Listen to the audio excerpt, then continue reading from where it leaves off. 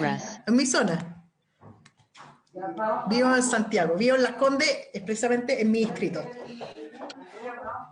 Muy bien. Bien, don Jorge, en nombre de Dios y de la patria se abre la sesión.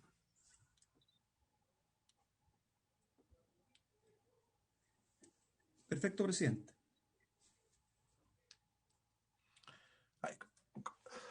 ¿Hay cuenta? Sí, presidente. Se ha recibido una solicitud de don Jorge Clot, vicepresidente ejecutivo de la Asociación de Aseguradores de Chile, expresando su interés en asistir a exponer ante esta instancia para entregar antecedentes y puntos de vista que puedan aportar al debate legislativo del proyecto en tabla.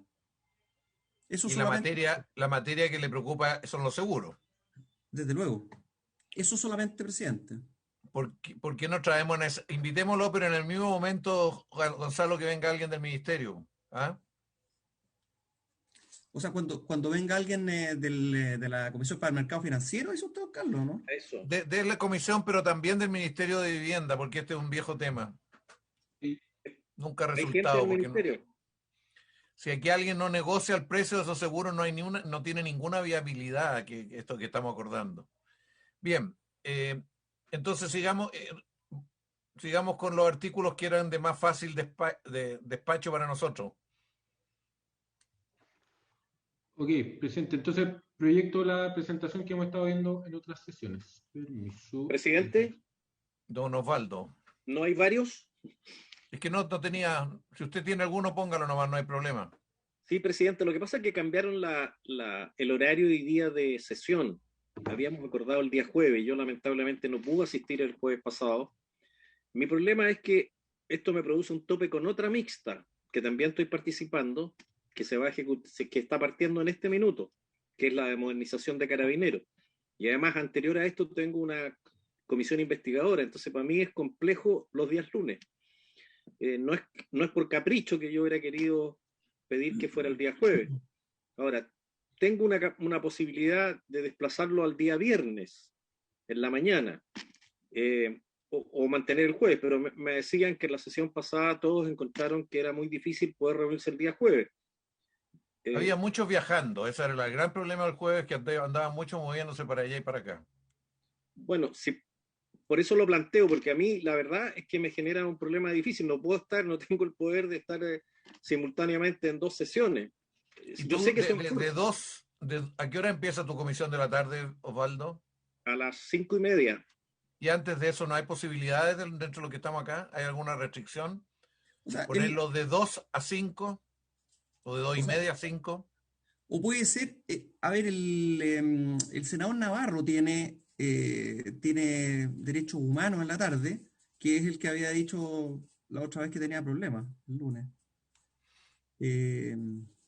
Lo que pasa es que esta no es una comisión permanente, o sea, son un par de sesiones más. Claro. Y efectivamente, sí, efectivamente, como dice el diputado, en la primera sesión se acordó eso, pero en la segunda sesión, nuevamente por unanimidad, se acordó el cambio porque el día jueves en realidad fue un tema muy complejo, estuvimos prácticamente todo el rato sin quórum, y el viernes ya había habido problemas el viernes anterior, entonces por eso se fijó el lunes. Ahora puede ser, claro, el lunes el diputado empieza a las 5:30 su otra mixta. Sí, lo que pasa, y quiero plantearlo al tiro, además tenemos convocadas 2 sesiones de la Comisión de Defensa en terreno, una en Talcahuano y la otra en Santiago, que están para el 12 y el 19. Entonces, para mí va a ser bastante difícil poder venir a las otras. Y tal como dice el presidente, yo sé que estas sesiones tienen un tiempo determinado, probablemente tengamos 2 o 3 sesiones más, pero justo me complica ahora porque voy a tener el próximo lunes, el subsiguiente, entonces, por eso les pido, si hay buena voluntad, cambiámoslo el viernes en la mañana, y ahí me puedo sumar encantado a estas sesiones, pero si no, me va a significar sacrificar otras sesiones que tengo.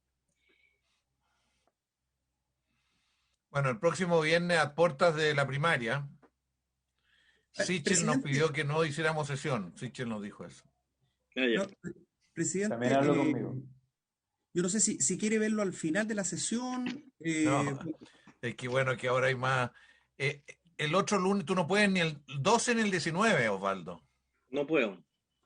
Perdón, presidente, perdón, le recuerdo, aprovecho justamente lo que dijo usted, la próxima semana es semana de regiones, ¿ah? Así que ahí también puede haber complicaciones. Sí, la Eso. próxima es Salvo que la distrital. comisión estuviera dispuesta por los retrasos que hemos tenido a trabajar el lunes en la mañana en algún momento. O ¿Será posible? adelantemos la próxima sesión al día viernes. Pero si trabajamos el día 13 en la mañana, ¿será posible? 13. 13 es ¿Cuándo? martes. 13 es martes. Por Esa es eso la el martes, semana, porque es de semana Ah. regional, por eso esa es la digo. semana Yo regional. no tengo problema en la mañana. Yo tampoco. Habría Gonzalo. que, Bueno, habría que, habría que se, preguntarle al se resto nota de que los usted no miembros. está en primaria. En la mañana ni Boric ni Jadwe van a primaria muy temprano. Bueno, a las 9 de la mañana el martes, Feliz. A ver, ya. Pongamos una, de 9 a 11 podrá ser para tener un tiempo mayor de trabajo, ¿ya? ya, pero habría que ver los otros miembros, presidente, porque no tengo en pantalla el quórum para tomar acuerdos, que tienen que ser 3 y 3. ¿Y quién falta? Falta solamente Sandoval está Jaime. escuchando. Tira mucho de la cámara para... Juan Castro, Juan falta nomás. Sí, yo no tengo problema, Carlos. Ya, y Cristian Beltrán, este que está acá, él es a Soria lo que. Cristian Beltrán, ¿qué dice usted del senador Soria? ¿Podrá el día martes próximo? No hay problema, senador, no hay problema. Este es el que manda en todo caso, el que manda. Bueno, A ver, entonces, presidente, déjeme ver. El senador Montes puede, el senador Sandoval está ahí. senador senador Castro está de acuerdo, lo dijo recién. Sí, iba a ser el martes de 9 a 11. Muy bien. Ya, el senador Castro puede, la diputada Luc podía, el diputado Winter podía también, ¿no es cierto, don Sí, Gonzalo? podía. ¿Sí? De mala gana. De El mala problema gana, que ya. tiene él en la noche tiene restricciones. Ya, entonces de 9 a 11, ¿puede al final el diputado? ¿Puede o no? Yo sí. Ya. Falta David Y Sandoval. nada más, el diputado Urrutia también. Martes, ya, entonces esto va a ser el martes de la semana regional, que es martes 13, así que Martes 13 no te cases ni te embarques, ¿no? Así es la. martes 13, no sesiones ni te embarques. Martes 13, 9 a 11, faltaría solamente el senador Sandoval. No, Navarro. Si el senador Sandoval está de acuerdo, ¿no es así, David? Y puso Sí, que sí. dice Sí, que dijo sí. que sí. Perfecto. Ahí Bien, estamos. vamos entonces, Gonzalo, vamos a los artículos que están con más posibilidad de avanzar, a ver si dejamos todo listo para terminar el próximo martes. Perfecto. Yo les quiero sugerir a Osvaldo y a Gonzalo, a propósito del tema rural, que conversemos, que pensemos bastante cómo lo vamos a hacer en lo rural, porque nos genera una serie de problemas y eso es lo que está bloqueando el proyecto. Por eso sería bueno darle una vuelta entre nosotros antes de la sesión. Perfecto. Encantado. Está bien. Yo te voy a llamar, Osvaldo, ¿eh? Te voy a llamar para que conversemos de esto. ¿Mm? Ok. Presidente, perdón, una sola cosa. Usted dice, bueno, aparte del problema rural, está el tema del seguro. Sí, pero el seguro es un tema que es exógeno, no son diferencias nuestras. Tiene que Está ver bien. si tiene viabilidad o no tiene viabilidad. Por eso la Comisión de Mercado Financiero tiene que decirnos si ellos van a poder negociar una tasa razonable o no, como es la de auto y otro seguro. Desde luego, pero la idea suya, ¿no es cierto?, de invitarlos, sería, según lo que pase, Ojalá para el próximo martes. Pues. ¿los invitamos el próximo martes? Sí, pero Sí, pues. está bien, pero ellos tienen que tener una respuesta para que vengan. Yo estoy en conversaciones con ellos. Perfecto. Y con el Ministerio de Agricultura no ha llegado ninguna respuesta ni a este proyecto ni al otro proyecto que tenemos, ¿no? No. Bueno, es muy raro en este gobierno. Bueno, vamos entonces, Gonzalo.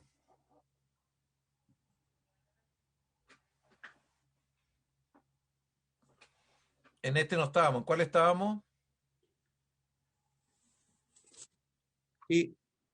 Tocaría el artículo, ahí lo puso en pantalla, el artículo segundo, Sí, número 7. Ahí retomo. Presidente, la semana pasada quedó este artículo pendiente. Eso. Entiendo que hay que terminar de afinarlo. No traemos una propuesta zanjada porque esto lo conversamos el jueves pasado. el tema de cómo se acreditan los administradores que actualmente están desempeñando las funciones. ¿Te acuerdas? Fue lo último que votamos, el tema de la convalidación, el examen, un curso de capacitación, etcétera. Eso estaría quedando como para una revisión al final de los puntos que van quedando pendientes. Pero habíamos estado revisando los órganos de administración del condominio y habíamos ya precisado la Perdón, asamblea de copropietarios, el comité y el administrador. Y faltaba el perdón, subadministrador. perdón, presidente, ¿Sí? ese artículo anterior, ¿se aprobó el artículo segundo? No, la anterior No, no. entiendo que no. Está pendiente, está pendiente. Pendiente. Ah, ya. Es que yo ahí tengo una observación, menor, pero observación. En todo No, caso, Osvaldo, te aclaro de que en esta tenemos un acuerdo en la comisión mixta de que cualquier parlamentario puede presentar una observación en cualquier momento y se reabre, no requiere unanimidad ni nada. ¿Ya? Ya, sí, a mí lo que me parece, presidente, si me permite, me parece que es un plazo demasiado acotado, es que dar 12 meses para convalidar o hacer un curso de capacitación. Una vez aprobado el reglamento, recién va a empezar las ofertas de curso de capacitación, ya sea en OT, con CFT, en fin. En tan poco plazo, lo único que vamos a lograr que mucha gente quede fuera, que lo vamos a tener que prorrogar y los precios de estos cursos se van a ir a las nubes. Yo por lo ¿Cuánto menos, propones tú? ¿Cuánto tiempo propones? por lo menos 24 meses, 2 años para poder regularizar. Creo que un año no es nada después del reglamento. Porque no nos olvidemos que los ciclos que tiene la capacitación Sí, está claro. y los cursos tienen que ser formulados de acuerdo a lo que establezca el reglamento. O sea, tampoco van a poder saber cuáles van a ser el contenido de las materias hasta que el reglamento no se pronuncie. Y en un año, a los miles de personas que ejercen la labor de ser administrador, darle solo un año para certificar, convalidar o hacer un curso de capacitación, sobre todo sobre la base de competencias, que es un método de enseñanza, me parece que es muy poco tiempo. ¿Qué les parece que habláramos de 18 meses, entendiendo que hay un periodo para elaborar el reglamento? O sea, va a ser prácticamente 2 años, de hecho, porque apenas salga la ley van a saber todo. Entonces, podríamos Presidente. concordar en 18 meses, buscar un punto más intermedio para apurar el tranco, porque si no, se nos va a Bueno. extender. Pensémoslo cuando revisemos esto, don Jorge, la posibilidad de que bajar de 12, o sea, subir de 12 a 18 meses. Presidente, ¿puedo hacer una acotación? Sí, por suerte. Lo que pasa es que no tengo problema con extender el plazo. Obviamente trataría de que no fuera mucho, pero sí quiero fijarme en algo con respecto a la documentación del diputado Urrutia, que puede que yo lo haya entendido mal, pero me gustaría que quedara claro. No todas las personas van a tener que tomar el curso. No. Yo, en la discusión que hemos tenido, se ha entendido que cuando dice aprobar un curso de capacitación o un examen de convalidación o certificación de competencia, entendemos que los nuevos administradores tienen que hacer los cursos, pero los viejos administradores el reglamento les va a encontrar una forma de hacer que puedan demostrar sus conocimientos. O sea, entonces quería aclarar eso. No es que el que está ejerciendo hoy día, apenas sale este reglamento, tiene que ir a matricularse en un curso, sino que apenas sale el reglamento, tiene que ir a inscribirse en una prueba, ¿cierto? Para aclararlo nomás. Sí, pero, presidente, la ley que estamos votando tiene varios cambios innovadores con respecto a la ley vigente. O sea, hay muchas materias nuevas que van a tener que incorporar. Por lo tanto, no es tan trivial eso de ir a dar un examen, porque no van a poder dar un examen sobre algo que no conocen. Pero lo que dice el diputado Winter es que no Ahora. todos van a tener que hacer el curso completo, sino los que tienen determinado desarrollo se va a evaluar. Algunos van a tener que solamente tener un curso sobre la ley, porque aquí se hizo un listado en algún otro artículo sobre todas las materias que entran, contabilidad, un conjunto de otras materias. Entonces, en este caso sería solo sobre la ley, y eso es lo que el reglamento tiene que establecer. ¿Ah? Por eso que no va a tener que ser tan largo. En fin, de hecho, la ley debería ser motivo de cualquier curso, cualquier cosa deberían tener que tomar la ley, efectivamente. Está también el tema de contratación de seguros que todavía no decidimos. También. Va a ser un tema nuevo. Ese es un tema pendiente. Sí, Va a haber una rendición de cuenta estándar, que ya conversamos que en el reglamento se va a decir cuál va a ser la metodología o el método para hacer una rendición de cuentas que va a ser un estándar mínimo. O sea, hay cosas nuevas que no va a ser una sola materia. Está bien. Don Jorge Soria, usted quería la palabra. Buenas Sí, tardes. presidente, buenas tardes. Yo me cuadro más a lo que tú estás planteando, no dejar todas estas cosas por años. Si hay que buscar a alguien que haga el librito y se paga, y ese es el librito que tienen que saber todos, están todas las respuestas para que el que venga administrador, calculemos que va a llegar otro administrador, se fue el de acá, de allá, y va a estar en largas posiciones para poder administrar. Démoselo todo en un librito. Si yo creo que los chilenos la pescan al tiro, no es necesario estirar. Nosotros en el Senado estiramos y la Cámara de Diputados años, 5 años, 10 años. Y yo estoy en tu teoría que dices que hay que apurar el ritmo. Mira, yo vi en los mexicanos tenían un manual, y efectivamente es como dice Jorge, que tenían obligación de dar un examen sobre un manual, con lo cual podían estudiar en tiempo, o sea, el curso no era tan largo, sino que tenían que estudiar las cosas fundamentales de la ley, de la contabilidad. Podría ser, veámoslo eso de aquí, ese artículo lo estamos dejando para el final porque hay que revisar algo de la redacción. ¿Por qué no le damos más vuelta? A mí la idea de un manual formativo que se actualiza a través del ministerio periódicamente me parece que es algo que podríamos tenerlo presente. Yo les puedo llevar en la próxima sesión el manual mexicano, que yo lo encontré realmente espectacular. Bueno, dejemos eso dándole vuelta, cómo lo hacemos para que... Porque alguien más reclamó acá y dijo, aquí se va a crear, alguien dijo, una industria de... la propia Yanna Proboste dijo, con esto se va a crear una industria de cursos. Creo que también Alejandro. Se va a crear un sistema. Entonces, a lo mejor una manera de resolverlo es que haya un manual y un curso para un manual. Y el ministerio tiene que elaborar el primer manual. Eso es lo que dice Jorge Soria. Podría no ser mala idea. Pero alguien tiene que certificar los conocimientos. Lógico. Será CENSE, no sé. Efectivamente. Pero reformulemos las cosas en esos términos. Tratemos de pensarla de aquí a que volvamos a ver ese artículo. Pero yo quisiera que avanzáramos un poco. ¿Qué te parece, Gonzalo? Ningún problema, presidente. El senador Navarro tenía la mano levantada, pero parece que era por lo que acaba de decir usted. Así que... No, porque lo está llamando alguna señorita, yo creo, si no... No. Precisamente llamando a las universidades de mi región, la Universidad de Concepción, la Universidad del Biobío, porque este tema de la centralización de quienes van a ejercer los cursos y la capacitación... ¡Más fuerte! Estaba precisamente hablando con la Universidad de Concepción y la Universidad del Biobío, porque estos cursos tienen que estar regulados y ser de calidad. Chile es el único país donde la ley se vende en la calle, se vocifera en la calle y se arman manuales. Y si nosotros no tenemos un manual certificado, la iniciativa privada va a armar varios manuales y se va a empezar a vender la nueva ley de condominio en la calle, lo que es bueno, pero esto tiene que regularse de manera adecuada y, en mi opinión, certificada para garantizar que quienes van a hacer estos cursos, van a ejercer esta administración, lo hagan de la manera más adecuada en beneficio, por cierto, de los vecinos. Eso es el presidente. Y el ministerio deberá pronunciarse porque alguien va a tener que construir ese manual, que puede ser con el aporte que nos hace Monte del manual mexicano. Pues están viendo los edificios ahí todos los días. Usted ubica una empresa que se llama Geosal, Geosal, que existió, que era Salfa con Geo mexicana. Era una chilena con una mexicana. Y esa Geo en México fue la que hizo el manual y el gobierno lo adoptó. Yo creo que era de los legionarios de Cristo, pero la verdad que era muy buen manual. Bueno, pero yo les puedo mostrar el manual si quieren. Pero dejemos eso pendiente porque tenemos que acotarlo bien para evitar enredos. Porque lo que aquí se decía, si lo hacemos mal, va a significar irregularidad durante mucho tiempo. Entonces quisiéramos avanzar. Vamos al artículo 2, perfecto. Gonzalo. Gracias, presidente. Retomando los órganos de administración, faltaba el subadministrador, pero más que el subadministrador es la subadministración como sistema.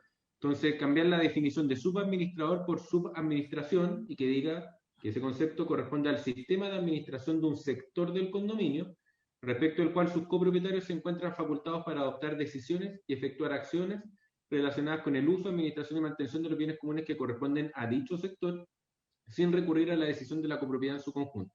Las subadministraciones ya existen en la ley vigente y dicen relación principalmente con aquellos condominios que tienen, por ejemplo, 2 o 3 edificios independientes, donde cada edificio pueda tomar sus propias decisiones sin perjuicio de las decisiones que tengan que tomar en conjunto por bienes comunes que tengan de la copropiedad en su totalidad. Entonces, ahí la definición de subadministración como sistema de administración y no solo como el órgano administrador, porque también hay como una asamblea propia de cada sector y eventualmente un comité. Lo vamos a ver en la lámina siguiente. Después el artículo 23, lo voy a leer junto con lo anterior, es el artículo propiamente tal de la subadministración. Y ahí precisar, bueno, aquí no hay mayor cambio, salvo una eliminación de una frase, después lo explico. El reglamento de copropiedad o la asamblea podrán establecer subadministraciones dentro de un mismo condominio. Para estos efectos, la porción del condominio correspondiente a cada subadministración deberá constar en un plano complementario de aquel a que se refiere el artículo 49. Básicamente esto está en la ley vigente, se mantiene, y el punto en la lámina siguiente, algunos cambios que tienen que ver con la asamblea, el comité y el administrador. El primer inciso que está citado acá es muy parecido a la definición. La subadministración tendrá por objeto velar por el adecuado uso, administración y mantención de los bienes comunes que le corresponden a dicho sector, pudiendo decidir y efectuar acciones directas para ello, sin recurrir a la decisión de la copropiedad en su conjunto. Sin perjuicio de lo anterior, el reglamento de copropiedad o en su defecto el acta de constitución de la subadministración deberá especificar las funciones y materias que podrán ser asumidas por cada sector, con el objeto de recordar que las decisiones o medidas que los sectores adopten no afecten a la copropiedad en su conjunto. O sea, cada sector puede tomar sus decisiones, pero el reglamento podría fijar que hay ciertas materias que no las puede asumir cada sector porque eventualmente podría perjudicar al resto. Decisiones que, si bien son del sector, podrían tener efectos en la copropiedad en su conjunto, respecto a contrataciones o a determinadas obras que quieran asumir o no quieran asumir, y que eso podría terminar redundando en perjuicio a los demás sectores. Después los otros incisos distinguen asamblea, comité y administrador. Los copropietarios que formen parte de la subadministración adoptarán sus decisiones en asamblea de su propio sector. Por ejemplo, un edificio quiere cambiar su ascensor, bueno, lo deciden entre ellos, no con todos los otros edificios. En cuanto al comité de administración, la asamblea de copropietarios del condominio podrá acordar que únicamente exista uno para toda la copropiedad, un solo comité de administración, o bien que cada sector tenga adicionalmente, por lo tanto siempre tiene que estar el central, su propio subcomité. Tanto en uno como en otro caso, el comité de administración del condominio deberá estar conformado por al menos un representante de cada uno de los sectores en que se divide el condominio. Aquí la propuesta deja abierta la posibilidad. ¿Por qué? Porque los condominios con sectores puede ser un condominio que tenga 2 torres pequeñas de 4 pisos y que quizás no tenga sentido tener un comité y 2 subcomités, pero también podría ser un condominio de 15 edificios de 30 pisos. Y por lo tanto ahí lo más lógico sería que cada sector tuviera su propio subcomité y no dependiera de una decisión colegiada de 15 miembros de un comité mayor. Pero eso que lo pueda decidir cada copropiedad, pero siempre manteniendo una administración central en el cual esté siempre representado cada uno de los sectores. Y en cuanto al administrador, solamente me falta el último inciso, presidente. El administrador lo mismo. En cuanto a las labores que la ley asigna al administrador, estas podrán ser ejercidas en cada sector por el administrador general del condominio o por una persona especialmente designada al efecto, y ahí aparecen los subadministradores, denominados subadministrador, quien deberá cumplir con los mismos requisitos establecidos por esta ley para el administrador, inscripción en el registro, y ejercer sus funciones en forma coordinada con el administrador general del condominio. Lo mismo, un solo administrador para todo el condominio y sus sectores, o un administrador para todo el condominio, más subadministradores para cada sector. Eso respecto a las subadministraciones, presidente. Ofrezco la palabra sobre esto.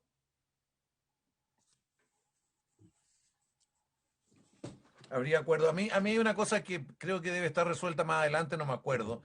El tema del aporte de la subadministración a los gastos comunes del resto del condominio. ¿Cómo está regulado eso? Porque por mucho que haya subadministración, ellos tienen que cobrar sus cuotas para el sector, dar cuenta, etcétera, pero tienen que usar parte para sus gastos, pero hay gastos en la portería y otros, en los accesos y otras cosas que deben también colaborar. ¿Cómo está regulado eso? Es que por eso tiene que estar el administrador general del condominio, por el que en el fondo él tiene que velar porque la parte correspondiente a los gastos comunes de la copropiedad en su conjunto pueda percibirla, digamos, y puedan cubrir los gastos comunes.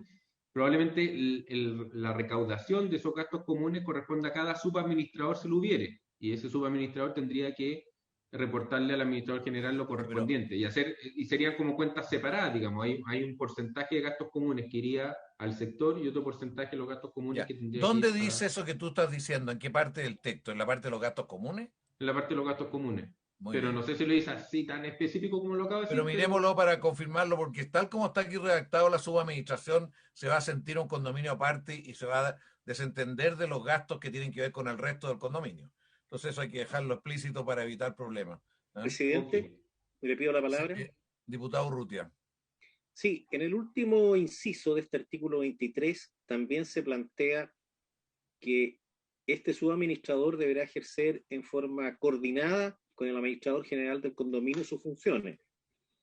Yo diría que más que coordinada, es coordinada y dependiente, porque si estamos diciendo que hay un administrador general que va a tener a cargo la administración total del condominio y de cada uno de sus sectores existiendo una persona a cargo en un determinado sector que va a tener que aprobar la asamblea, ese sector no puede tener absoluta independencia. O sea, cuando yo leo que es solo coordinada, o sea, esa persona no va a recibir ninguna orden por parte del administrador general del edificio. ¿Y a cuál comité va a obedecer? ¿Al comité del sector o al comité general?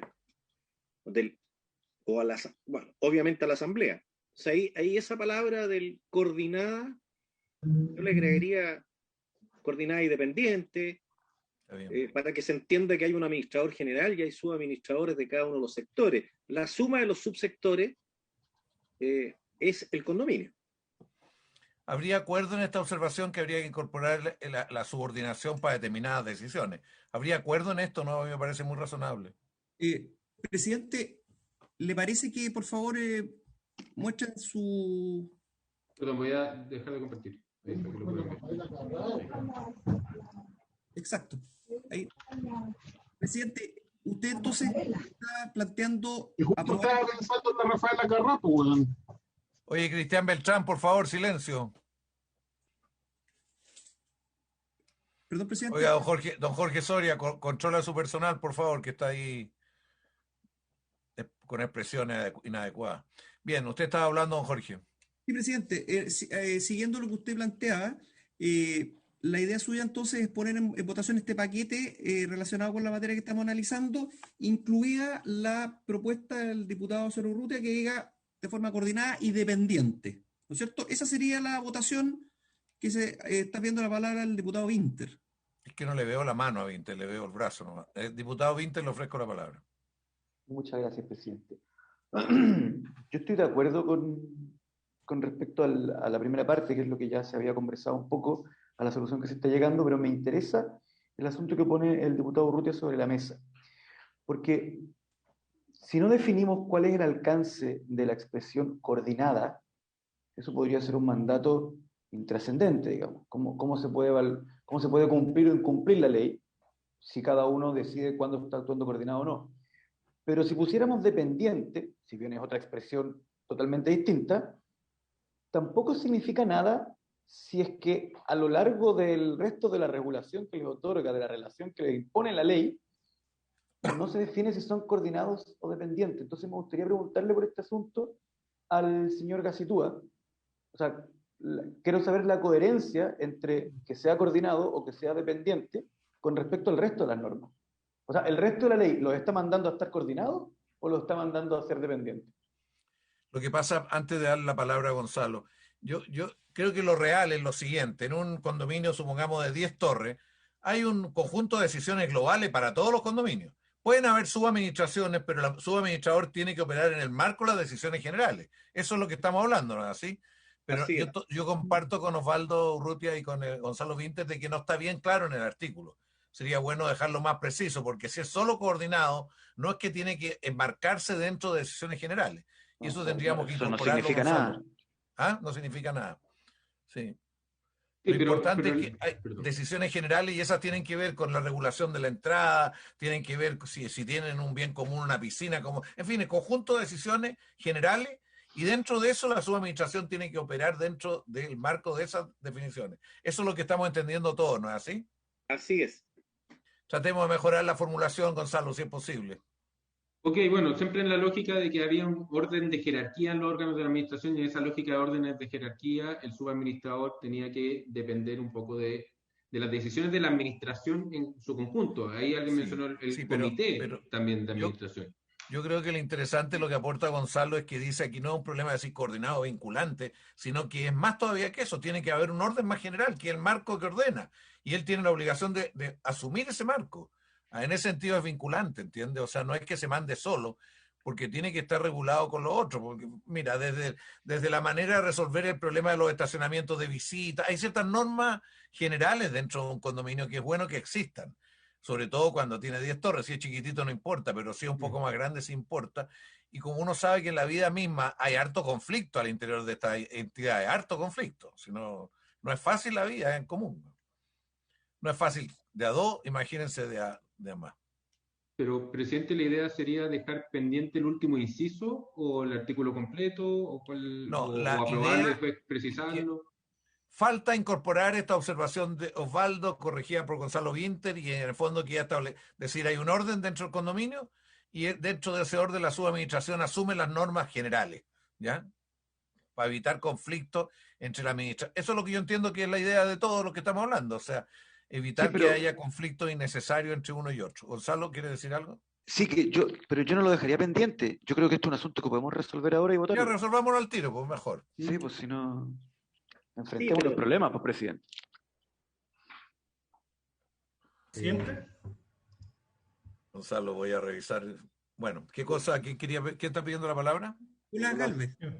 Sí, tal vez una Don propuesta Jorge. o como recomendación es que la actuar fuera coordinada y concertadamente. Entonces, en el fondo ahí se establece una relación también de que tiene que ser con acuerdo también de la Administración Central.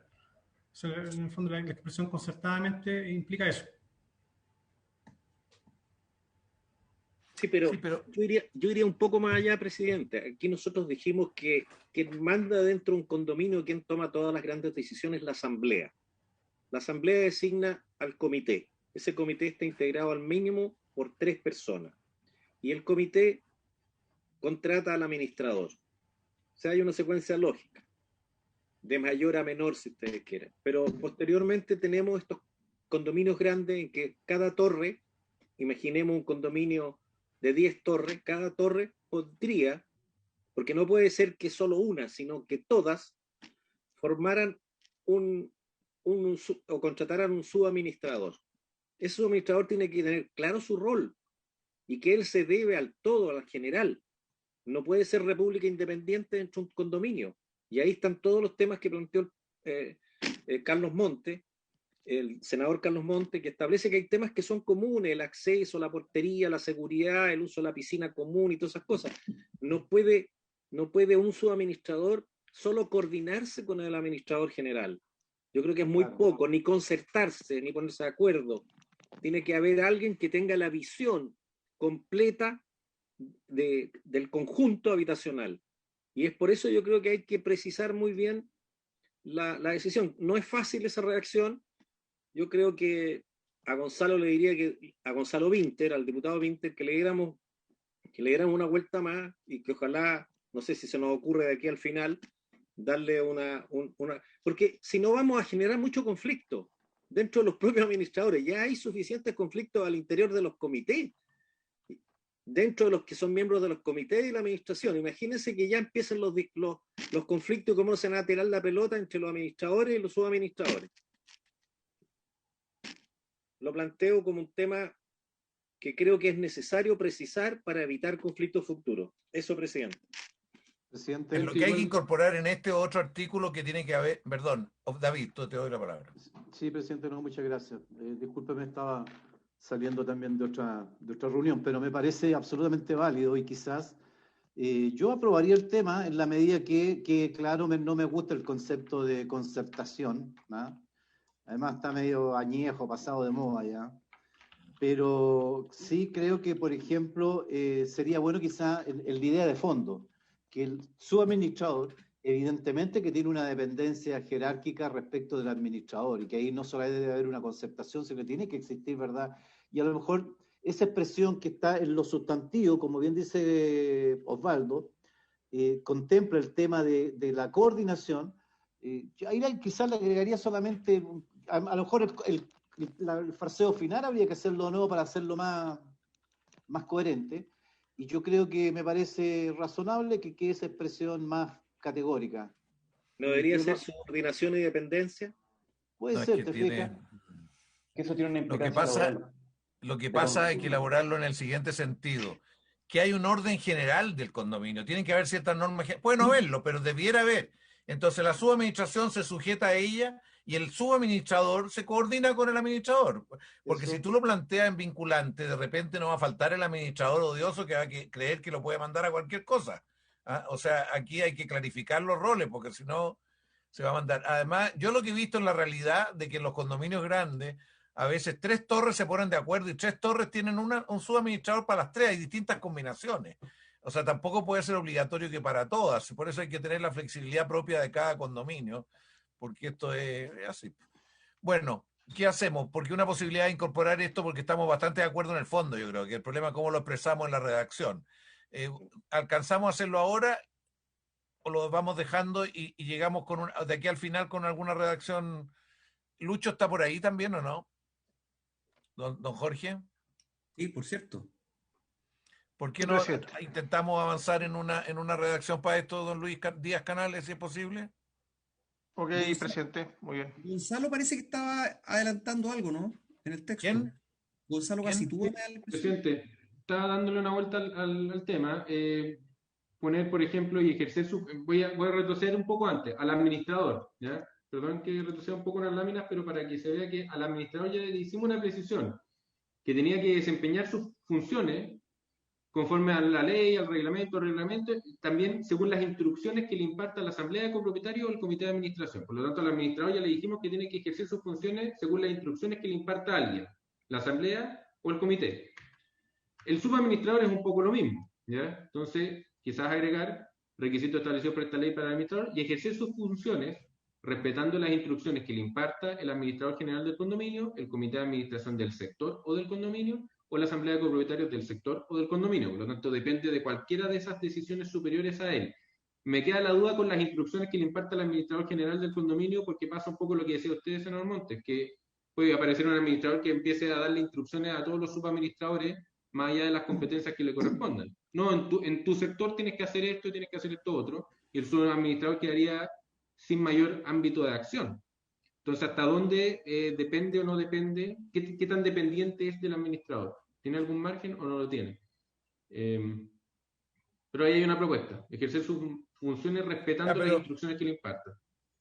A mí me parece bien que en ese inciso del administrador hay que incorporar la idea de que la asamblea o el comité de administración y la asamblea definen un marco general de ordenamiento dentro de ciertas normas básicas para funcionar, y en el marco de eso son las instrucciones. Las instrucciones eso ya está aprobado.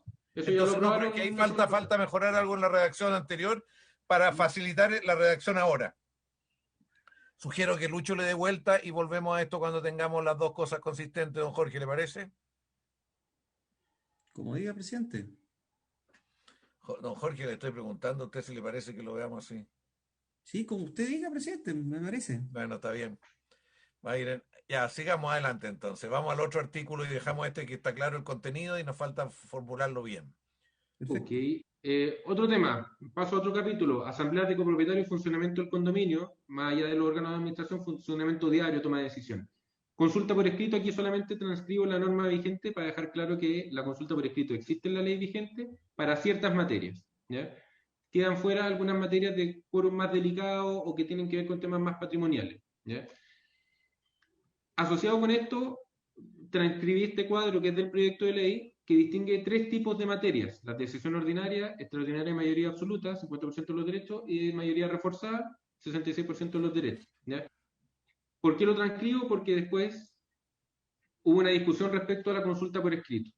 ¿Hasta dónde puede hacerse consulta por escrito? Entonces, el primer trámite se había aprobado que fueran solamente las del numeral 1 y 2 y algunas del numeral 3, pero solo si eran condominios de viviendas sociales. Entonces, esa distinción en la Cámara de Diputados no pareció pertinente y se dijo, no, todas las materias pueden ser materia de consulta por escrito. Hay un contexto ahí también que la Cámara de Diputados discute este proyecto cuando ya estamos en pandemia, por lo tanto la lógica de la consulta por escrito agarra una fuerza distinta, porque es el mecanismo a través del cual se han estado tomando algunas decisiones atendida a la imposibilidad de hacer sesiones presenciales. Por lo tanto, que todo se pueda consultar por escrito pareciera pertinente, más aún si hay otros resguardos en el mismo artículo, que son sesión informativa, para poder discutir sobre la materia, que se envíen todos los antecedentes con tiempo, que se haya un plazo para mandar la respuesta, y se precisa también en la propuesta que esta decisión de someter una consulta por escrito no es de cualquier copropietario. Esto es una decisión que tiene que tomar el comité de administración, tiene cierta formalidad. Y por último, antes de leer cómo quedaría la norma, había que resolver, si es que eran todas las materias, hay ciertas materias que requieren asistencia de notario, y eso no estaba quedando en la consulta por escrito. Por lo tanto, había que precisar que algunas materias requerían ser certificadas por un notario, porque después eso hay que reducirlo a la escritura pública y tiene una formalidad mayor, porque tienen que ver con materias más sensibles o más delicadas, que tienen que ver con temas patrimoniales, etc. Entonces, ¿qué se propone para la consulta por escrito? Esto lo vimos con sus asesores. Las materias indicadas en el cuadro presente, todo el cuadro, también podrán ser acordadas por los copropietarios mediante consulta por escrito, previa remisión de los antecedentes a la dirección o correo electrónico que estos tengan registrados en la administración del condominio y previa exposición de la propuesta en una sesión informativa, la que no requerirá cumplir con quórum mínimo para su constitución. Tanto la decisión de someter una materia a consulta por escrito como la obligación de remitir los antecedentes y efectuar la sesión informativa corresponderán al comité de administración. En el envío de la consulta deberá especificarse la materia que requiere acuerdo de la asamblea, adjuntando los antecedentes necesarios, citando la sesión informativa y fijando un plazo para la remisión por escrito de la aceptación o rechazo por parte de los copropietarios. La consulta se entenderá aprobada cuando obtenga la aceptación por escrito de los copropietarios que representen el quórum exigido según la materia de que se trate, mediante un mecanismo que permita asegurar fehacientemente la identidad de quienes participen en la consulta. Cuando se trate de las materias referidas en el numeral 3 y a la letra A del numeral 2 del cuadro presente, las de mayor quórum o que requieren escritura pública, la adopción del acuerdo mediante este mecanismo deberá ser certificada por un notario. En ese sentido, entendemos que la propuesta recoge y fortalece la consulta por escrito con los necesarios resguardos de que va a haber debate sobre la materia, de que se va a adoptar con los quórum y que va a existir una formalidad mínima, no una consulta por escrito por WhatsApp que hace un copropietario en una cadena de correo, sino que tiene su formalidad, que probablemente el reglamento de la ley va a tener que precisar bastante más, pero aquí estarían los elementos centrales. Eso, presidente. Muy bien, la propuesta. Estoy de acuerdo. Una cosa que a mí me surge, yo lo encuentro también bastante bien resuelto, salvo la última frase, porque el notario, ¿cómo identifica a la persona que está votando de una manera o de otra en las decisiones patrimoniales? Así de delicadas son el numeral Che, la letra A del número 2, ¿no es cierto? Esas son las patrimoniales, ¿no es así, Gonzalo? Sí, son en el fondo enajenar bienes de dominio común, sí, es muy delicado. Demolición del condominio, son cosas mayores, digamos. Cambio Entonces, de por eso, ¿cómo certifica? Hoy día, para votaciones, está el tema de la cédula única. No pongamos el mecanismo mismo, pero que se identifica la adopción del acuerdo mediante el mecanismo, deberá ser certificada, deberá hacerse un procedimiento objetivo y certificado por un notario. No, yo no entraría en el detalle, pero a mí me ha tocado ver estas consultas por escrita de todo tipo, que llegan a la puerta de un departamento, le dicen a la dueña de casa, mire, necesitamos hacer esto, tiene que firmar acá. Y las personas firman ahí. Esa es la consulta por escrito que uno más conoce. Y la verdad que yo he visto cosas bien abusivas en esa materia. Entonces tiene que por lo menos resguardarse en lo patrimonial la intervención. Los conflictos mayores en patrimonio que me ha tocado ver es el problema del primer piso, que se adjudican el uso y goce de los patios exteriores del primer piso, perjudicando a todo el resto de los departamentos. Entonces, bueno, eso puede ocurrir en algunos lados, pero tiene que garantizarse de la identidad de quien está aprobando. Sí, bueno, ahí dice asegurar fehacientemente la identidad. Estaba pensando, no sé, eventualmente firma electrónica avanzada, algún sistema que uno tenga la certeza de que quien está apareciendo ahí como firmante, hay un sistema detrás que me acredita que es esa la persona, que es el copropietario dueño de ese inmueble. Además de los resguardos de esto es una especie de asamblea a final de cuentas. Entonces está el registro copropietario.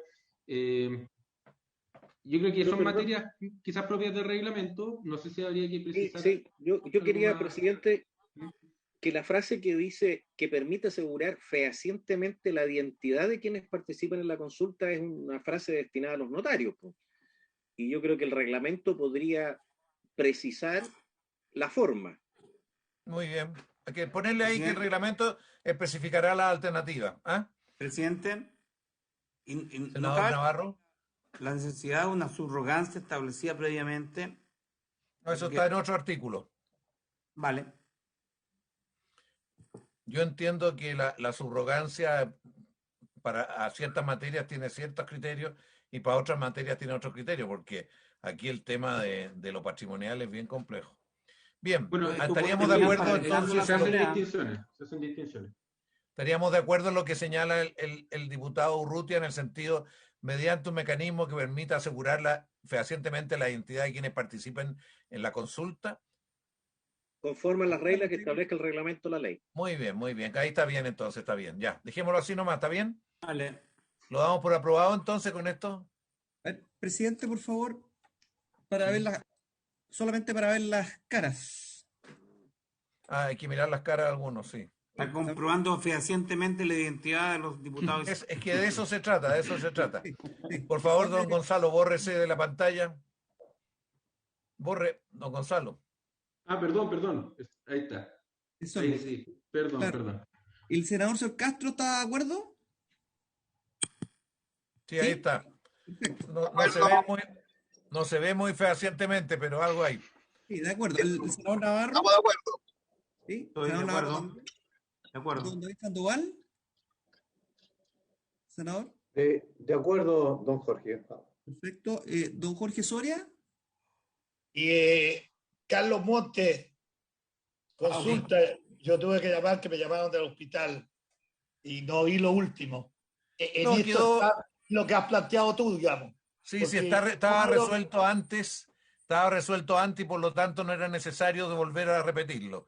Que es como Ya, se... no, porque te digo que yo cuadro en todas las posiciones que has tirado tú para esta voto. Bueno, muy bien. Voto a favor, entonces, Perfecto. como lo están pidiendo. Perfecto, don Jorge. Gracias. Diputada Luc, De acuerdo. ¿de acuerdo? Diputado Urrutia, De acuerdo. diputado Winter A favor. y presidente. De acuerdo. Perfecto. Entonces quedó aprobado la redacción de los incisos segundo y tercero del artículo 23 con el arreglo relacionado con lo del reglamento. Bien. Sigamos adelante antes de cerrar. ¿Qué hora es? ¿Hasta Eso. qué hora es esta sesión? Queda media hora, presidente. Muy bien. Presidente, el que viene debería ser bastante simple porque creo que hay bastante consenso en esto, que estamos hablando de esto mismo, sesiones que requieren asistencia de notario. Para los condominios y viviendas sociales, el artículo 73 establece que puede ser notario, secretario o funcionario municipal, secretario municipal o oficial de registro civil. Y en primer trámite se había dicho que para los condominios en general era solo notario. Y después en segundo trámite se dijo cualquiera de los ministros de fe lo señalaron en el artículo 73. Y cuando lo revisamos con ustedes en el Senado, dijeron no, a ver, la excepción de los funcionarios públicos es para los condominios y viviendas sociales, el resto de los condominios es solo notario. Por lo tanto, la propuesta es volver a lo aprobado en primer trámite, a que esas sesiones, cuando no son de condominios de viviendas sociales, debe asistir un notario. Y eso es el artículo 15, inciso final, a las sesiones de la asamblea de tales numerales deberá asistir un notario. Y el artículo 44, que es cuando el juez cita asamblea de coro etario. Y si a esa asamblea deberá asistir un notario como ministro de fe, que le adelantará lo actuado. Entonces, eliminar las menciones a ministro de fe en general por notario. En el caso de los condominios generales, no de los En los sociales. condominios en general. Y en los sociales se mantiene que podría ser notario, funcionario municipal u oficial de registro civil para darle facilidad a los condominios sociales y que no tengan que pagar la asistencia de un notario presencial a una asamblea. Eso, ¿Habría presidente. acuerdo en esa formulación? Sí, de acuerdo. Yo estoy de acuerdo. Tome la votación, señor secretario, También. para ver cómo. Salgo el tiro. Borre, don Gonzalo Sí, Gacitúa. ahí voy. Ahí sí. Senador Señor Castro, De acuerdo. senador Navarro. Muy bien. Don David Sandoval, senador. De acuerdo, a favor. Don Jorge, senador Soria. A favor. Diputada señora Luc. A favor. Diputado señor Urrutia. A favor. Diputado señor Winter. A favor. Presidente. A favor. Muy bien. Entonces también queda aprobado el artículo 15, inciso final. Y 44, letra C, Jorge. Perdón, es que no sé si es que es lo mismo, porque es cuando el juez cita a la asamblea. Sí, lo que pasa es que como no lo habían mostrado todavía, pero No, sería está en la misma lámina. No, es lo No, por mismo. Por cierto, sí. ¿Estaría de acuerdo entonces con la misma votación? Sí, lo mismo. Sí. Perfecto. Muy bien. Perfecto. Lo siguiente no es estrictamente una divergencia entre primer trámite y segundo trámite, pero ya habíamos acordado, o se había acordado que podían haber sesiones telemáticas. Pero el artículo 16 sigue diciendo que las sesiones de la Asamblea se celebrarán en el condominio, lo cual remite a una idea presencial, en el condominio, en un lugar. Entonces, precisar eso y decir, las sesiones de la Asamblea podrán ser presenciales, telemáticas o mixtas, serán presididas por el presidente del comité o falta este por el copropietario asistente que elija la Asamblea, eso ya está en el artículo.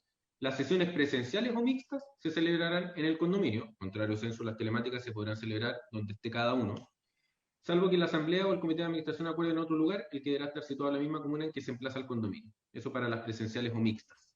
Estaríamos de acuerdo con esta solución porque esto era más bien para explicitar lo que antes se decía. De acuerdo.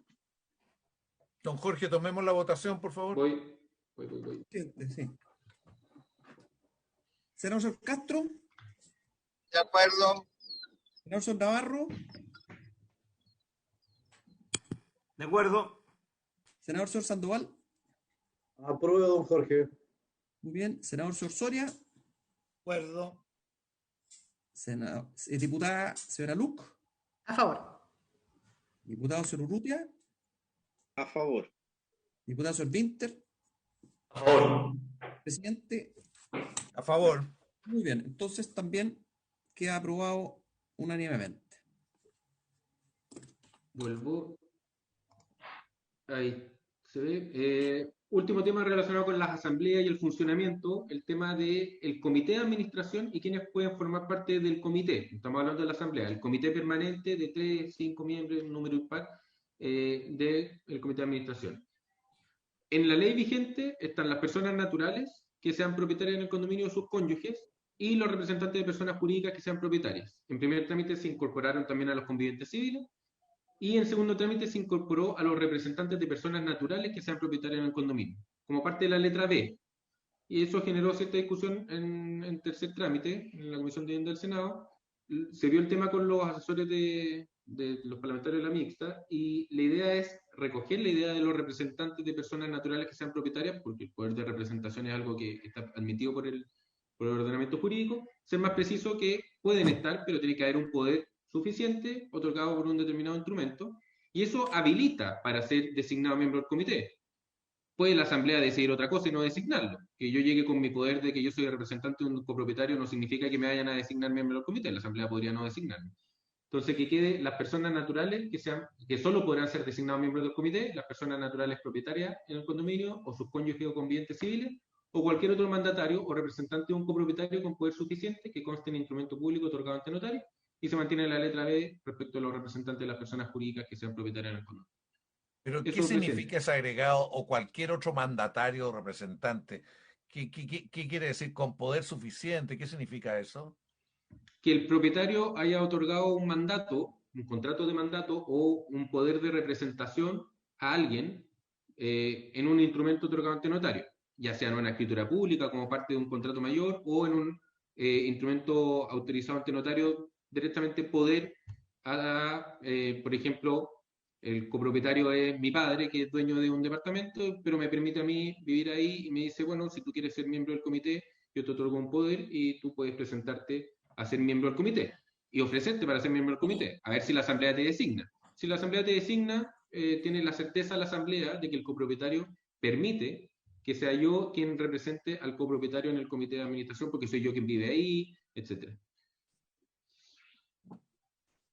Ofrezco la palabra sobre esta materia que a veces es fuente de grandes enredos también. Pero efectivamente. Sí, ¿quién quiere? ¿Juan? Mira, yo creo que está bien eso porque en muchos casos la gente, los dueños de los departamentos, es gente adulta y le dan mandato al hijo para que el hijo represente en las reuniones del comité. Entonces creo que está bastante bien redactado eso. Ofrezco la palabra. Presidente. El diputado Urrutia. Sí, yo creo que queda bastante mejor a las dos alternativas, a lo que aprobó el Senado y la Cámara de Diputados, porque la verdad es que incorpora un hecho que ocurre cotidianamente en muchos condominios. No solamente el ejemplo que puso el abogado Gacitúa, sino también el hijo que le presta un departamento al padre o el padre que le presta a un hijo, o el propietario es el cónyuge. En fin, hay muchas casuísticas con respecto a esta materia, así que esto lo deja suficientemente claro. A través de un poder entregado ante un notario, uno puede nombrar o facultar a una persona para que lo represente en un comité o en la asamblea, pero será el comité finalmente el que decida, o sea, la asamblea la que decida definitivamente si va a integrar o no, o va a formar parte del comité de administración. Eso lo van a decidir ellos. En un edificio son 3 personas, o pueden ser 5, o número, dijimos que eran personas pares. Así que yo creo que está bien, estoy de acuerdo y lo aprobaría. Presidente. Gracias. Senador Navarro. En el caso, digamos, que sea un corredor de propiedades que represente a un propietario de varios departamentos, habíamos discutido en muchas ocasiones de que hay que equilibrar la fuerza de aquello. En este caso, podría concentrarse en un solo corredor de propiedades esta representación. Yo complemento tu ejemplo, lo que a mí, pero yo también encuentro que está, porque eso va a depender de la asamblea, no es que quede automáticamente. Eso tiene razón el diputado Urrutia, pero a mí yo sé de varios casos en el centro de Santiago que los dueños de los boliches, de los negocios del primer piso, se van consiguiendo gente para arriba que les entregan los poderes y nombran ellos al final miembros del directorio. Pero al final pasa por la asamblea, por lo tanto eso tiene que ver con la autonomía, la voluntad de los copropietarios. Aquí lo que estamos es dándole una amplitud a los que pueden postular al comité de administración, es lo único que estamos haciendo con un poco más de flexibilidad. Efectivamente puede haber gente que se aproveche de esto, pero en cualquier circunstancia la va a poder haber también. Entonces, ¿cuál es la alternativa? Yo solo quiero asegurar que un solo propietario, administrador, va a nombrar la mayoría del consejo. No, sí, yo contaba cuando esta señora boliviana tenía ella todos los poderes de todo el edificio, de todos los departamentos. Ella se los consiguió, pero eso está prohibido acá, tiene un límite de representación. Bien, avanzaríamos, don Jorge. Sí, presidente, perdón, no habría problema con la noción de instrumento público, ¿no? Otorgado ante notario. ¿Cuál sería la objeción suya? Pues si usted puede intervenir nomás, don Jorge, si usted tiene dudas, es importante que nos ayude. No, me estaban planteando esa duda, si pudiera ser instrumento privado autorizado ante notario. Quería preguntarle eso a Gonzalo, si dentro del contexto de su propuesta no habría problema con eso. O sea, es una posibilidad que decía la comisión incorporar no solo los instrumentos públicos otorgados ante notario, porque el instrumento público efectivamente es una escritura pública, en un registro, en el protocolo notarial, o si podría ser un instrumento privado autorizado ante el notario, que yo firmo directamente, es un documento que se firma ante el notario, se autoriza por el notario, pero es un instrumento privado, que también podría ser una posibilidad. De hecho, hay muchos poderes que se otorgan por instrumento privado autorizado ante el notario. Si queda como instrumento público, es una formalidad mayor. Así es. O sea, ¿hasta qué grado de formalidad se le quiere pedir a este poder? O sea, yo personalmente creo que disminuye los riesgos de ser instrumento público. Entiendo que es un enredo, pero una manera que quien tenga la situación que usted planteaba con el departamento de su papá, que lo pudiera hacer, pero a través de una gestión que requiere más decisión.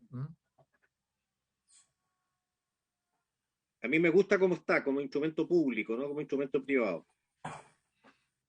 Bien, votación, don Jorge, por si nadie más quiere objetar esto.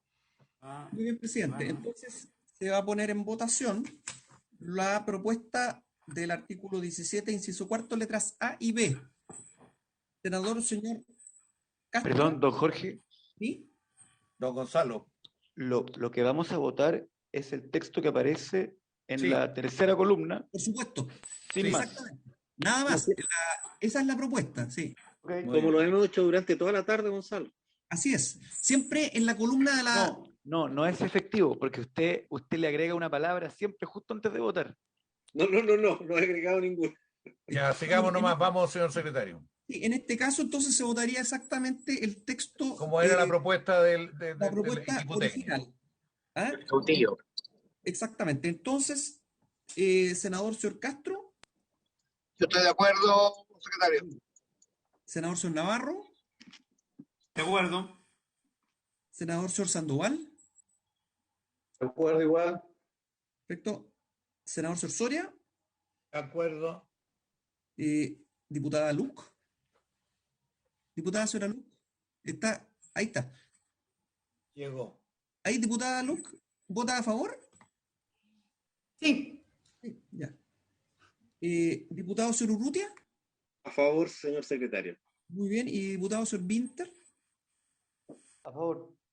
Señor presidente, A favor. muy bien. Entonces queda también aprobado por unanimidad. Correspondería pasar al próximo. Entiendo que es el artículo 4, inciso final. ¿Un transitorio o no? No, no, no. Ah, no. Sí, perdón, estaba sin audio. Espérenme un segundo. Ahí. Sería el- Sí, ahora cambiamos, volvemos al comienzo de la ley porque pasamos a otro título que es el de derechos y deberes de los copropietarios y había un tema relacionado con el resguardo del legítimo ejercicio de derechos, especialmente de familias que habitan viviendas sociales. Diputado Winter, esto tiene que ver con indicaciones que presentó usted en segundo trámite respecto de que no se adoptaran decisiones en la copropiedad que pudieran afectar a determinados copropietarios en desmedro de otros, digamos. Especialmente cuando son Estoy hablando condominios con que el tienen mote, viviendas sociales. aunque votar dime. Terrador Navarro tiene el micrófono abierto. Entonces, antes de pasar a ese inciso final, que buscaba recoger esa idea, quiero hacer presente otros incisos de ese artículo que ayudan a esta idea, que dicen, los copropietarios, arrendatarios o ocupantes a cualquier título podrán utilizar los bienes de dominio común en la forma que indique el reglamento de copropiedad y a falta de disposición en él, de acuerdo a su naturaleza y destino, sin perjuicio del uso legítimo de los demás. Por lo tanto, todos tienen derecho a usar los bienes comunes. Después el inciso tercero habla de respeto entre copropietarios o ocupantes, etc. Dice, los copropietarios, arrendatarios o ocupantes a cualquier título de la unidad del condominio deberán ejercer sus derechos sin restringir ni perturbar el legítimo ejercicio de los derechos de los demás. Por lo tanto, ya estaba resguardado que entre copropietarios debiera respetarse el legítimo ejercicio de derechos. La pregunta es, ¿pueden los órganos de administración tomar decisiones que perjudiquen ese legítimo ejercicio de derechos? Lo que se aprobó en segundo trámite no terminó de convencer a la Comisión de Vivienda del Senado cuando se revisó y se nos pidió que redactáramos de nuevo esto en una lógica más aplicable a todos los condominios, el respetar el legítimo ejercicio de derechos con alguna mención a las viviendas sociales atendidas a la situación especial. Perdón, presidente. Gonzalo, ¿podemos ir leyendo Sí. cada una de las versiones?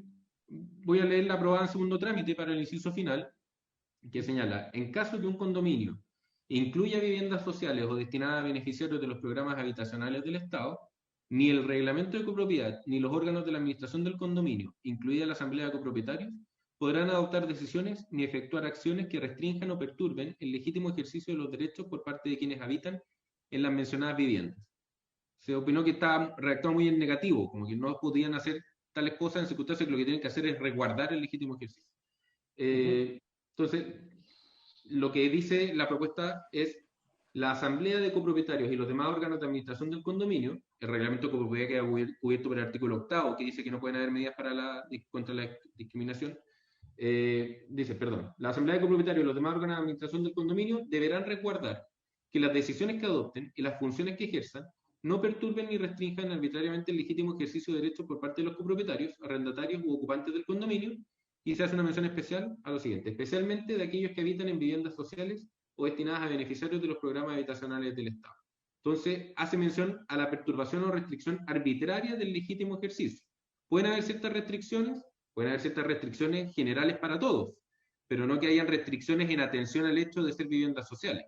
¿Podrían haber distinciones? Sí, puede ser que incluso las viviendas sociales, el condominio decida, eventualmente, estoy haciendo ciencia ficción, de una posibilidad que adopten, una decisión en que las viviendas sociales paguen menos gastos comunes por determinadas características.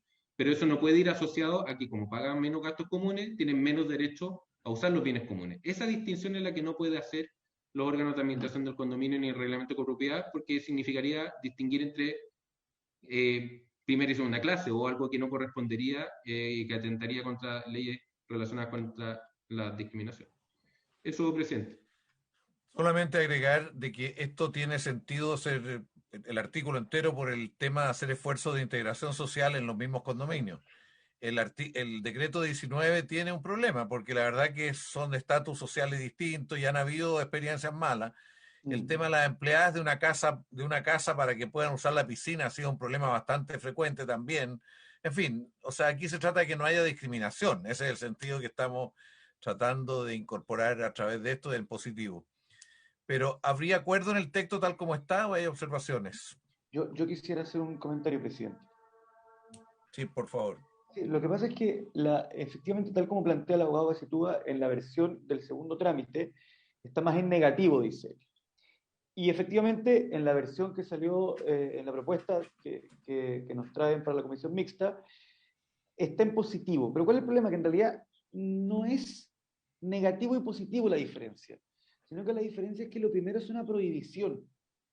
Y lo segundo, digamos, es una especie de... O sea, es una sugerencia de cómo debería ser el actuar de la asamblea de copropietarios. En donde le dice que debiera propender, ¿cierto?, a que no se produzcan estas cosas. Pero en realidad, la gracia de la versión que salió de la Cámara es que en realidad prohíbe, lo que permitiría con esa redacción que si es que emana de ahí una decisión arbitraria, esta es anulable. ¿Ya? Y lo otro... Gonzalo, ¿sí? Ahí dice deberán resguardar, es imperativo, no lo está condicionando. Claro, pero a mí deberán recordar que las decisiones que adopten. Claro, pero a mí lo que me interesa es que si una decisión no cuenta con estas características, es nula, porque está fuera de la ley.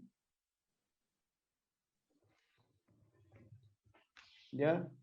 Y lo segundo que quería agregar con respecto al concepto de arbitrariedad es que a mí no solo me preocupa que alguien quiera tomar una decisión que perjudica a personas que son parte de viviendas sociales, sino que una decisión que tenga otro objetivo, colateralmente, termine perjudicando a viviendas sociales.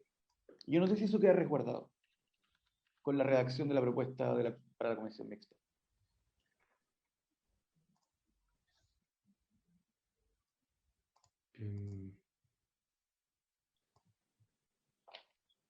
En Malasia tienen una norma que todos los edificios deben tener integración de las tres culturas. Los propios malayos, los chinos y los hindúes. Tienen que estar los tres proporcionalmente en la misma... Y la discusión se da entre ellos por el olor de sus comidas, que tienen olores distintos. Entonces había una tendencia a prohibir determinadas comidas dentro de uno. Problemas reales de choques culturales. Nosotros acá tenemos bastante poca cultura de la diversidad porque son relativamente homogéneas las situaciones en distintos niveles de ingreso. Pero yo no tendría, o sea, a mí me hace cierto sentido lo que quiere reforzar Gonzalo Winter, en el sentido de que cuando hubiera estas normas quedan nulas, digamos. O sea, no pueden aplicarse estas normas, tienen que velar para prohibir que eso exista en el fondo. Yo creo que no estaría de más. A mayor integración, más necesidad de esta norma. ¿Eh? Pero presidente, el inciso primero y el tercero son bastante clarificadores. A ver, volvamos atrás para verlo, por favor, si es posible. ¿Están ahí mismo? Arriba. No, aquí mismo. No, están ahí en la misma pantalla. Sí, estoy viendo ahora. El inciso tercero del mismo artículo, acuérdense que estamos dentro del mismo artículo redactando. Sí.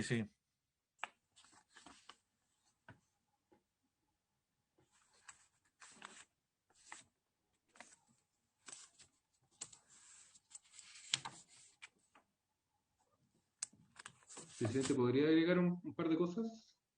Adelante, don Gonzalo, pero a lo mejor cerrar con algo que no queda, Sí, lo que pasa es que hay otros artículos en el proyecto de ley que recogen este punto. Por ejemplo, el artículo 10 habla de la acción de impugnación del reglamento. Ya dice que son nulas absolutamente las disposiciones del reglamento de copropiedad que no se ajusten a las normas legales. Y el artículo 8 de la ley dice que el reglamento de copropiedad no puede vulnerar la ley 20.609 de medidas contra la discriminación. Por lo tanto, si el reglamento tiene una medida discriminatoria, es anulable con esta acción de impugnación del reglamento. Y después el artículo 17 habla específicamente de las decisiones que toma el comité. Y al hablar de las decisiones del comité, déjeme encontrarlo, esperen un poco.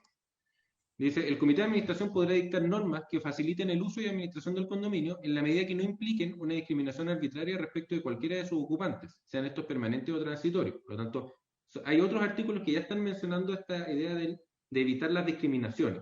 Esto es un poco a mayor abundamiento, porque aquí buscaba decir, mire, nadie puede tomar decisiones. ¿Y quiénes pueden tomar decisiones discriminatorias? Aquí se menciona la asamblea de copropietarios y demás órganos de administración del condominio, el comité de administración y el administrador y el subadministrador.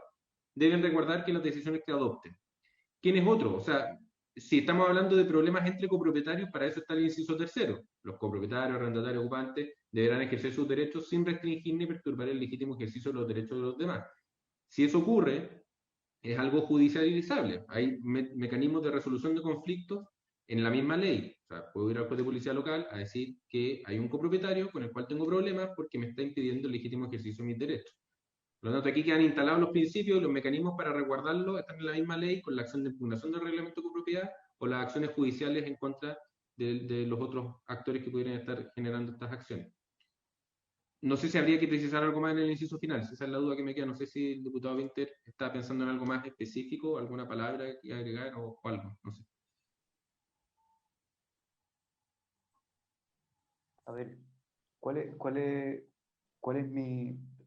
Creo haber sido claro con el problema de que a mí me interesa que sea anulable una decisión, ¿ya? Por ilegal. Y mi problema con arbitraria es que... Podríamos ver el artículo 1, letra D, señor Gacitúa, para ver, porque ahí hay un problema que es puede ser contradictorio con esto. Ya, mi problema con la palabra arbitraria es que podría haber una decisión que no sea arbitraria. A eso se refiere la letra D. Que de hecho tenga una justificación medianamente razonable, lógico, pero que si se aplica de esa forma, un tipo de usuarios de una clase social, para poder dejarlo bien en claro, terminan perjudicando a otra, pero de manera colateral, no porque quisieran discriminarlo. No se me viene un ejemplo a la cabeza en este momento, lamentablemente, pero ese es mi problema con el arbitrario. Podría ser no arbitrario, podría ser por una razón, digamos, práctica, de que haya algo que los esté perjudicando y que la resolución que es ideal para ellos no es ideal para los otros. Don Gonzalo, pongamos el artículo 1, letra D, por favor. Letra D, sí, pero eso es sobre los sectores, no sé si, bueno. Pero por favor, si lo puede poner, porque eso tiene un potencial de contradicción con lo que está diciendo Gonzalo Winter. Ah, ahí alguien lo está compartiendo ya, ahí. Parece que lo compartió Luis. ¿A dónde está? Ese.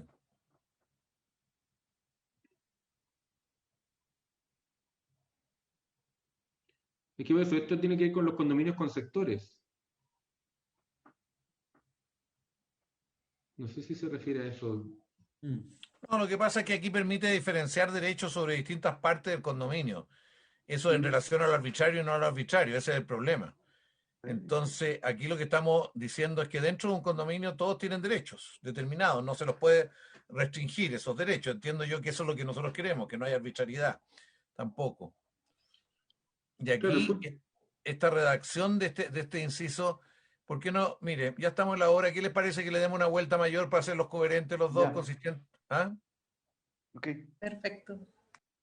¿Tú lo estás viendo, Gonzalo? ¿Ves que esto... Sí, lo que pasa es que son derechos sobre un sector, por lo tanto no hay arbitrariedad porque la lógica de ese sector es que tienen bienes comunes que lo identifican. Una torre de edificio y todos sus bienes comunes. Por lo tanto, todos los que estén en esa torre tienen los mismos derechos. No pueden tener derechos distintos dentro del sector.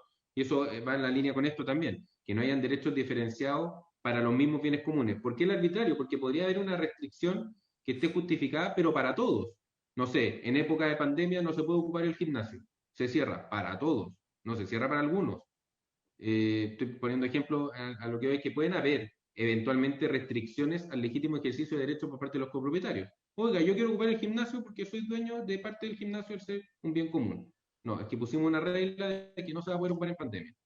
Para todos, no para algunos y otros no. No, si en pandemia no, la situación es distinta. No, por poner un ejemplo, pero claro, a lo que veis que no pueden haber distinciones donde el motivo de la distinción sea el hecho de ser una vivienda social.